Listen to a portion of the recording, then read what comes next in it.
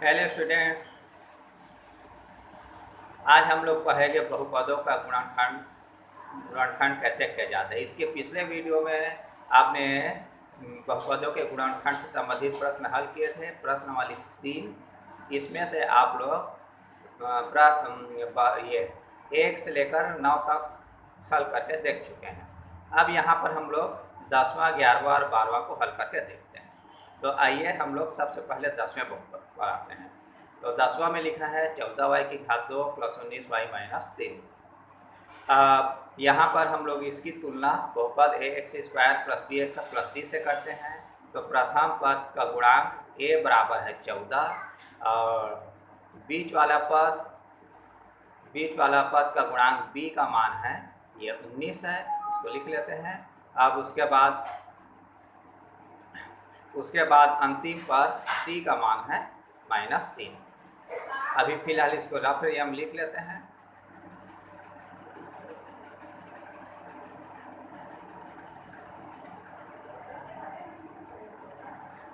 हाँ, हल के प्रारंभ में हम लोग सबसे पहले दिए गए बहुपद को लिख लेते हैं।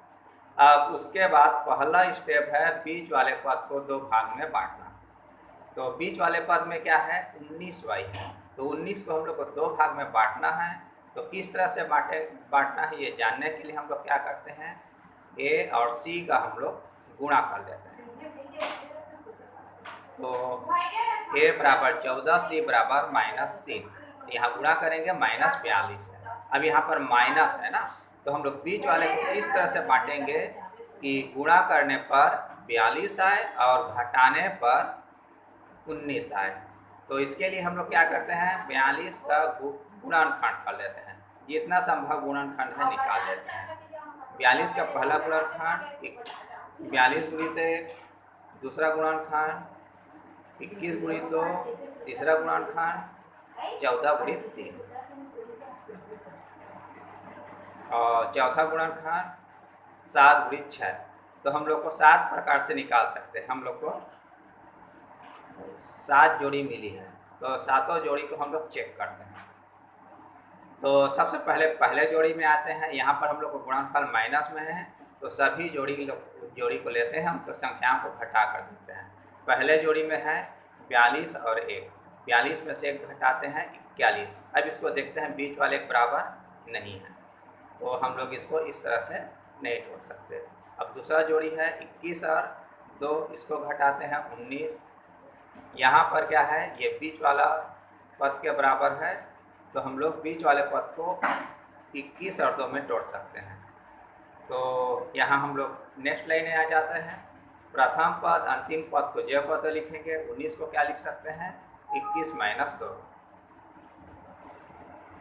फिर अगले लाइन में 14y की घात 2 और 3 को कुछ नहीं करेंगे, ज्यों का त्यों लिखेंगे। अब यहाँ 21y का गुणा करेंगे, तो ये 21y और 2 और y का गुणा करेंगे 2y।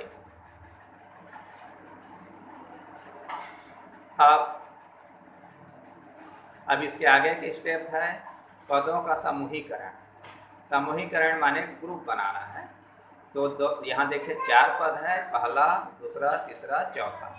हम लोग 2-2 का ग्रुप बना लेते हैं। पहले और दूसरे का एक ग्रुप, अब तीसरे और चौथे का दूसरा ग्रुप। अब यहाँ देखिए ब्रैकेट से पहले माइनस है, तो यहाँ पर ये -3, इसको प्लस के रूप में लिखा है। अब उसके बाद तीसरा स्टेप है हम लोग को उभयनिष्ठ निकालना है। तो उभयनिष्ठ कैसे निकालेंगे, तो इसके लिए पहले रफ एरिया में आ जाइए, मेरे साथ रफ करके देखिए। ये अपना पहला ग्रुप है 14y की घात 2 प्लस 21y। इसको हम लोग क्या लिख सकते हैं 14 को 2 गुणित 7 और y की घात 2 है तो y गुणित y। 21 को 3 गुणित 7 और y। अब यहाँ आपको देखकर क्लियर हो गया होगा, ये 7 यहाँ पर भी है, यहाँ पर भी है, ये कॉमन हो गई, ये y भी कॉमन हो गई। तो हम लोग को कॉमन क्या निकल है 7 और y कॉमन है, ब्रैकेट से पहले लिख लेते हैं। अब जो कॉमन नहीं है ब्रैकेट अंदर रहने देते हैं। 2 और y कॉमन नहीं है और ये 3 भी कॉमन नहीं है, ब्रैकेट अंदर रखने देते हैं। इसी को यहाँ हम लोग लिख लेते हैं। अब उसके बाद देखिए दूसरे ग्रुप में यहाँ कुछ कॉमन नहीं है, तो हम लोग कॉमन 1 लिख लेते हैं। अब उसके बाद चौथे स्टेप में एक बार फिर से कॉमन निकाल लेते हैं। यहाँ देखिए 2y प्लस 3 यहाँ भी है, 2y प्लस 3 यहाँ भी है, 2 बार है उसको एक ही बार लिखेंगे और दूसरे ब्रैकेट में जो कॉमन नहीं है 7y और 1 ये कॉमन नहीं है, इसको दूसरे ब्रैकेट में रखने देते हैं। बस यही हम लोग का उत्तर है। अब उसके बाद आते हैं हम लोग प्रश्न नंबर 11। 11वें में लिखा है वर्गमूल 3y की घात 2 प्लस 9y प्लस 6 वर्गमूल 3। इसकी तुलना हम लोग ax² plus bx plus c से करते हैं। तो प्रथम पद का गुणांक a बराबर वर्गमूल 3, द्वितीय पद या मध्य पद इसका गुणांक b बराबर 9 और अंतिम पद c 6 वर्गमूल 3 है। तो अभी तक बना रहे थे उसी तरह से इसको भी हल करना है हम लोग को, कोई विशेष विधि नहीं है। तो हल प्रारंभ करते हैं। तो हल के प्रारंभ में हम लोग सबसे पहले दिए गए बहुपद को लिख लेते हैं। ये अपना दिया गया बहुपद है। अब उसके बाद पहले स्टेप में इसके बीच वाले पद को 2 भाग में बांटना है। तो बीच वाले में कितना है 9, इसको हम लोग को तोड़ना है। तो किस तरह से तोड़ेंगे जानने के लिए हम लोग प्रथम पद और अंतिम पद इसको गुणा कर देते हैं। a और c का गुणा करेंगे, a का मान वर्गमूल 3, c का मान 6 वर्गमूल 3। यहाँ देखिए वर्गमूल 3 और वर्गमूल 3 का गुणा करेंगे तो हम लोग को 3 मिलेगी और ये 6, इसके साथ 6 का गुणा करेंगे 18। अब यहाँ पर 18 गुणनफल प्लस में, ठीक है। तो हम लोग बीच वाले पद को इस तरह से बांटना है कि गुणा करने पर 18 है और जोड़ने पर 9 है। तो यहाँ पर हम लोग अलग अलग प्रकार से गुणनखंड निकाल लेते हैं। 18 के जितने संभव गुणनखंड है, पहला है 18 गुणित 1, दूसरा संभव गुणनफल है 9 गुणित 2, तीसरा 6 गुणित 3। बस इतने ही गुणनखंड संभव है। अब इसके बाद हम लोग क्या करेंगे, इन सब को चेक करके देखते हैं। यहाँ 3 जोड़ी है, तीनों जोड़ी को चेक करेंगे, इन लोग को जोड़ कर देखेंगे। 18 पहला जोड़ी 18 और 1 का है, 18 1 को जोड़ते हैं तो यह आया 19। ये बीच वाले के बराबर नहीं है, तो बीच वाले पद को हम लोग इस तरह से नहीं जोड़ सकते। दूसरा जोड़ी है 9 और 2 का, इसको जोड़ कर देखेंगे तो 11 है। यहाँ पर भी बीच वाले पद नहीं है, तो यहाँ पर हम लोग बीच वाले पद को 9 और 2 में भी नहीं जोड़ सकते। तीसरा जोड़ी है 6 और 3 का, तो 6 और 3 को जोड़ के देखते हैं 9, ये बीच वाले पद के बराबर आ रहा है, मतलब बीच वाले पद को 6 और 3 में हम लोग तोड़ सकते हैं। तो आइए हम लोग नेक्स्ट लाइन में आते हैं।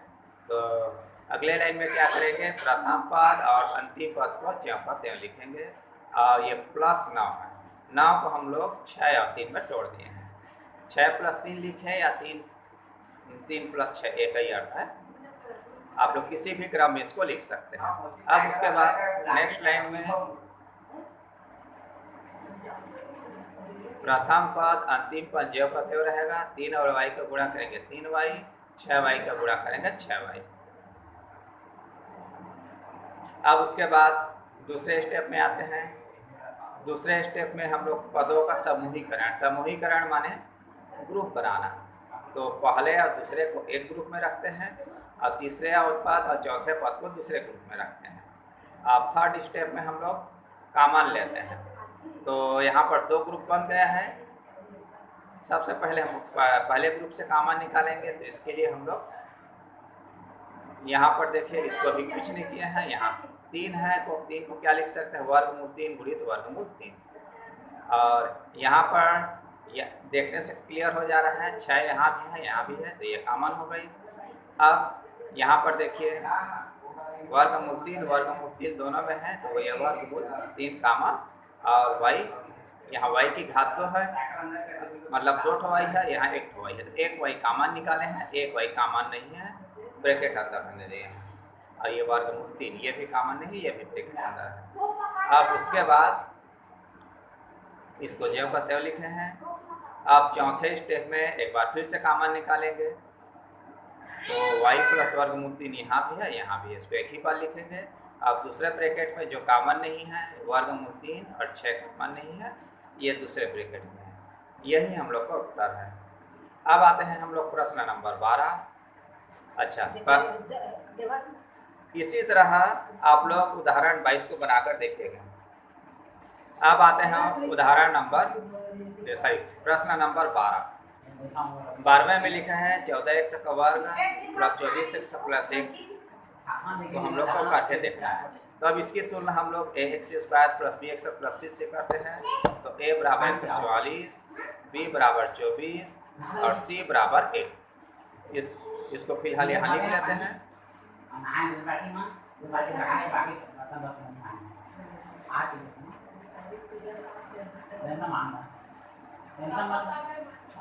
अब हल के प्रारंभ में हम लोग दिए गए बहुपद को लिख लेते हैं।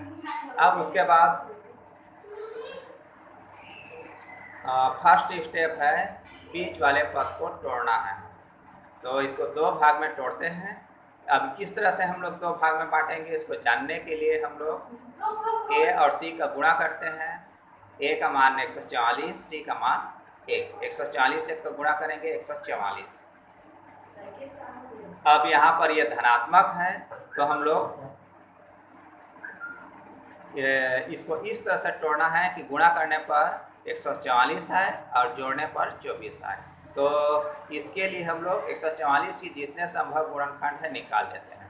144 का पहला गुणनखंड है 144 गुणित 1, दूसरा गुणनखंड है 72 गुणित 2, तीसरा गुणनखंड है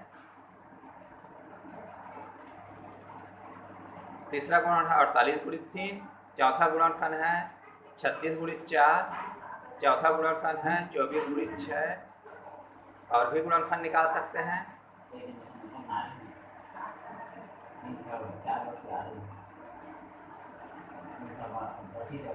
ये 16 गुणित 9 और ये पांचवा गुणनखंड है 12 गुणित 12।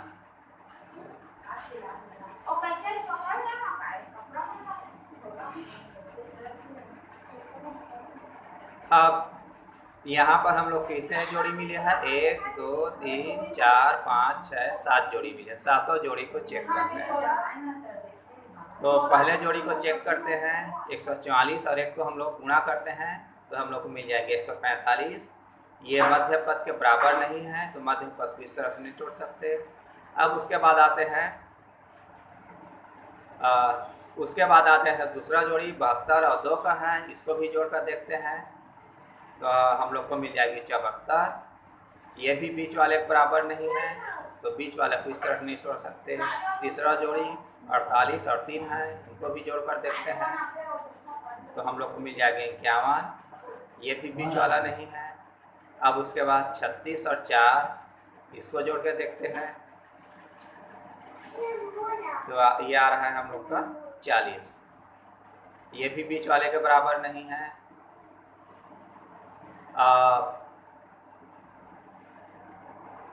पांचवा जोड़ी है 24 और 6 का। ये 24 6 को जोड़ेंगे 30। ये भी बीच वाले के बराबर नहीं है। अब सातवां जोड़ी है 16 और 9 का। इसको हम लोग जोड़ के देखते हैं तो आता है 25। ये भी बीच वाले के बराबर नहीं है। सातवां जोड़ी है 12 और 12 का। इसको भी जोड़ कर देखते हैं तो आता है हम लोग को 24। ये मध्य पद के बराबर है, मध्य पद के गुणांक के बराबर है तो हम लोग 12 और 12 में तोड़ सकते हैं। तो आइए आप इसको लिख लेते हैं। तो पहले लाइन में प्रथम पद और अंतिम पद को ज्यों को त्यों लिखेंगे। 24 की जगह क्या लिख सकते हैं 12 प्लस 12। अब नेक्स्ट लाइन में प्रथम पद और अंतिम पद को ज्यों को त्यों लिखेंगे और यहाँ पर गुणा करते हैं 12 और 1 से तो गुणा करेंगे 12x और यहाँ पर भी 12 और 1 से तो गुणा करेंगे 12x। अब नेक्स्ट लाइन में हम लोग क्या करते हैं ग्रुपिंग करते हैं। देखिए 144 x का वर्ग यहाँ पर पहला पद, ये 12x दूसरा पद, ये 12x तीसरा पद और ये चौथा पद। तो इसको हम लोग ग्रुप बना लेते हैं। ये इन दोनों को एक ग्रुप में रखते हैं। अब इन दोनों को दूसरे ग्रुप में। अब उसके बाद हम लोग तीसरे स्टेप में आते हैं। तीसरे स्टेप में हम लोग को कॉमन निकालना है।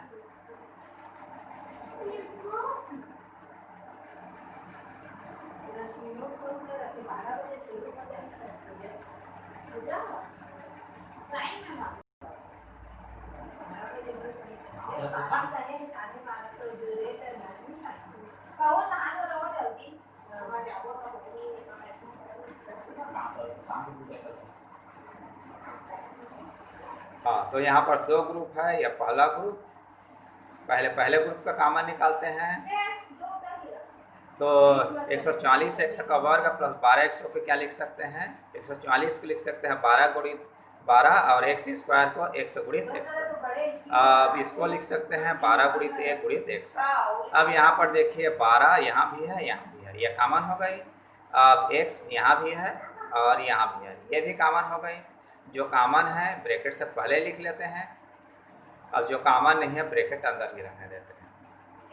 अब इसी को हम लोग नेक्स्ट लाइन में लिख लेते हैं यहाँ पर। अब यहाँ पर देखें, यहाँ पर कुछ कॉमन निकाल रहे, मतलब कॉमन एक, तो हम लोग एक लिख लिए हैं। चौथे स्टेप में एक बार फिर से कॉमन निकालेंगे।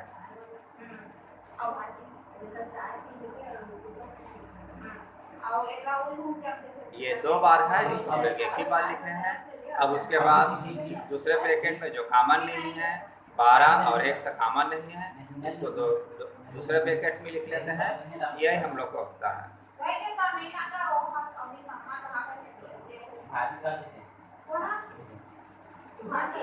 अब इसी तरह आप लोग को